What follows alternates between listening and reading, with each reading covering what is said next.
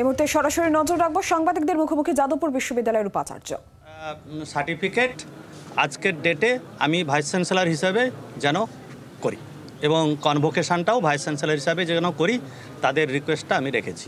আইনি জটিলতা হবে না? মানে ধরুন আজকে 24 তারিখ আপনার ভাইস চ্যান্সেলর ডেটে আপনি একটা সই করছেন, যাদবপুর ইউনিভার্সিটির কোর্ট নিশ্চয়ই সেই আইনি জটিলতা সম্বন্ধে ওয়াকিবহাল। ছাত্রদের ইন্টারেস্ট সমস্ত কিছু মানবতার ঊর্ধ্বে, কেননা যে কোনো দেশের আইন জয় সব কিছুই হয় কিন্তু মানুষের জন্য। কালকে যদি কোনো একটা দেশ আমাদেরকে অ্যাটাক করে তখন কিন্তু সমস্ত আইন কানুন বাদ দিয়ে আগে মানুষকে রক্ষা করার জন্য যা কিছু করার দরকার হয়। তো যাই হোক, তো আমি তো দুটো চিঠি ফেলেছি, ফেলার পরেই আমাদের ইউনিভার্সিটির সর্বোচ্চ যে বডি তারা ডিসাইড করেছে আমাকে ভাইস চ্যান্সেলর হিসাবে এই কনভোকেশন কমপ্লিট করতে, মানে ভাইস চ্যান্সেলর হিসেবে রেকগনাইজ করেছে এবং রিকোয়েস্ট করেছে। তারপরে আমি কনভোকেশনটা কমপ্লিট। তারপরে সুপ্রিম কোর্ট আছে, হাইকোর্ট আছে, দেশের ল আছে, তারপরে যা হবে তাই হবে।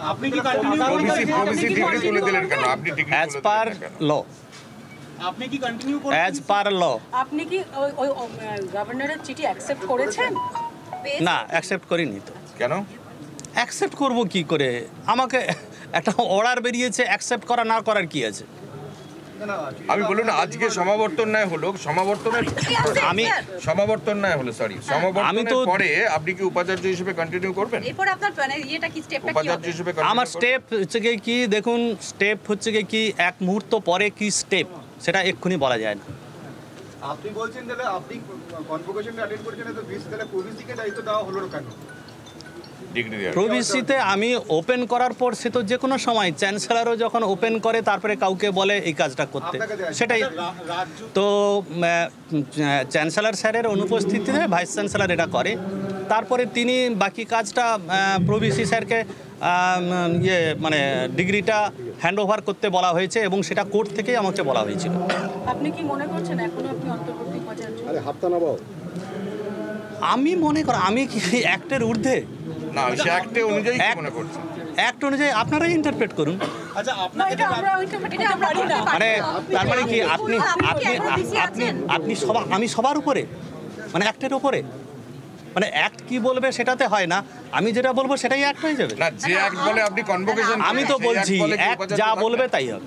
রাজ্যপাল তো চিঠিতে বলেছেন আনঅথরাইজড কনভোকেশন, সেক্ষেত্রে কি বলবেন? এগেইন আবার বলছি, দেশের আইন কানুন আছে, দেশের মানুষ, সব মানুষকে প্রোটেকশন করবার জন্য সর্বোচ্চতে আছে সংবিধান, আর তারও উপরে আছে মানবতা।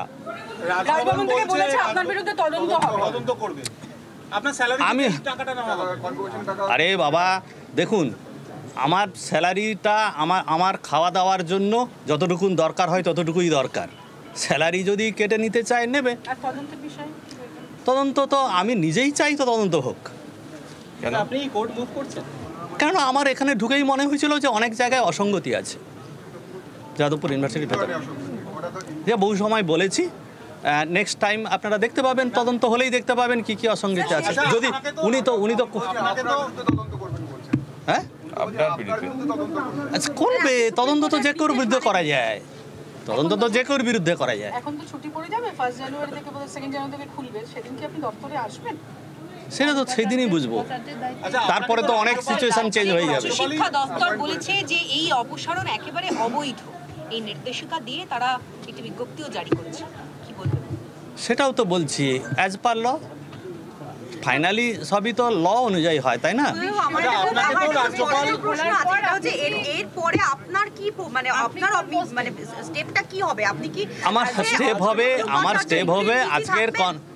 স্টেপ হবে আজকের কনভোকেশন হয়ে গেলে আমার অনেক দিন প্রচুর পরিশ্রম গেছে, এবার একটু ঘুমানো। আমার একটা বিষয় বলুন, যে রাজ্যপাল আর এই কনভোকেশনটা হওয়ার জন্য 5000 স্টুডেন্টের কথা ছিল, মানে তাদের লাইফের একটা ব্যাপার ছিল, সেই কারণে আমি রাজ্য সরকার যে এটা দিয়েছে সেটাতে, তারপরে কোর্ট সেখানে বলেছে, সেটাকে মান্যতা দিয়ে আমি এই কনভোকেশনটাতে ছাত্রদের কথা ভেবে করেছি। দেখুন, ভিসি পোস্টের জন্য আমি লালায়িত নই, সুতরাং অ্যাজ পার অ্যাক্ট যা হবে তাই। আমাকে একটা দায়িত্ব দেওয়া হয়েছিল, আপনারা যদি ভাবেন যে আমি ভিসির জন্য লালায়িত, দ্যাট ইজ রং। তবে আমি রাজ্য সরকারকেও ধন্যবাদ দিচ্ছি। আর লাস্ট আমি এটাও বলি, চ্যান্সেলর স্যারকেও ধন্যবাদ। বাংলার আওয়াজ, বাঙালির আবেগ, জি 24 ঘন্টা।